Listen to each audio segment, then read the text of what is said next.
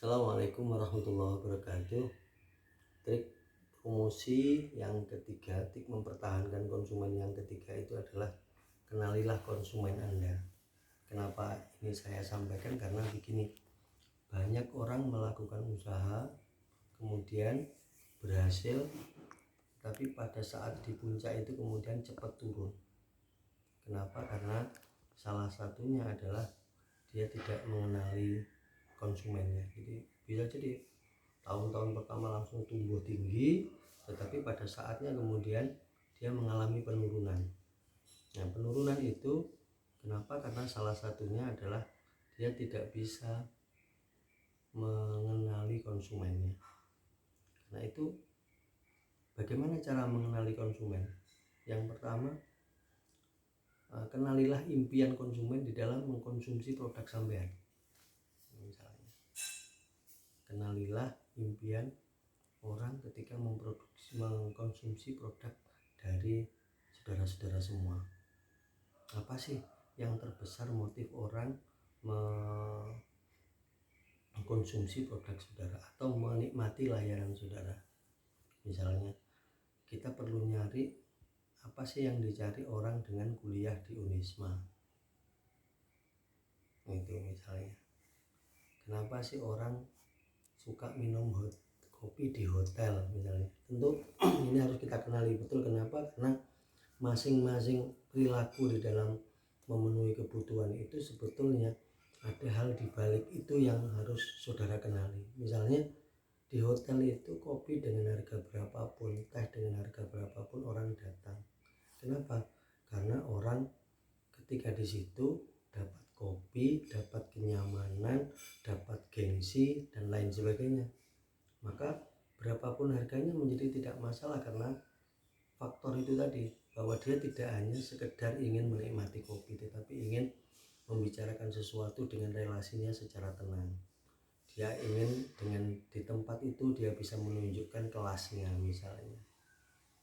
Ya, dengan di tempat itu kemudian dia bisa bernostalgia masa lalu dan lain sebagainya. Jadi ini yang harus kita kenali betul terhadap konsumen. Sehingga dulu saya sampaikan, harga murah itu belum tentu laris, harga mahal belum tentu tidak laku. Karena kalau kita mampu mengenali apa yang diinginkan konsumen, maka berapapun sebetulnya itu akan dibayar oleh konsumen kalau konsumen merasa mendapatkan sesuatu sesuai dengan apa yang dikorbankan. Kemudian yang kedua, perhatikan kebiasaan konsumen dalam menggunakan produk. Ini juga penting yang saudara perhatikan, karena kebiasaan orang di dalam menggunakan produk ini akan juga menentukan perilakunya gitu. Kalau orang menggunakan, misalnya yang terbanyak di daerah itu adalah orang menggunakan produk pakaian karena orang itu bekerja, maka ya harus disediakan. Sehingga kalau saudara lihat di mall di mana-mana itu kadang-kadang juga ada kelasnya. Oh, kalau di Kota Malang berarti di samping menyediakan pakaian umum juga menyediakan pakaian yang eksekutif misalnya. Kalau mallnya agak minggir lagi di kota yang lain misalnya tidak perlu disediakan pakaian yang eksekutif misalnya. Itu juga penting untuk